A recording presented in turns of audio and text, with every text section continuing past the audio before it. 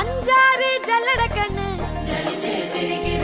ஆடு மாடு தள்ளி நின்னு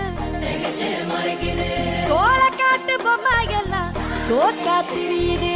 கொக்கா போட்ட அக்கா பார்த்து காக்கா மிரளுது.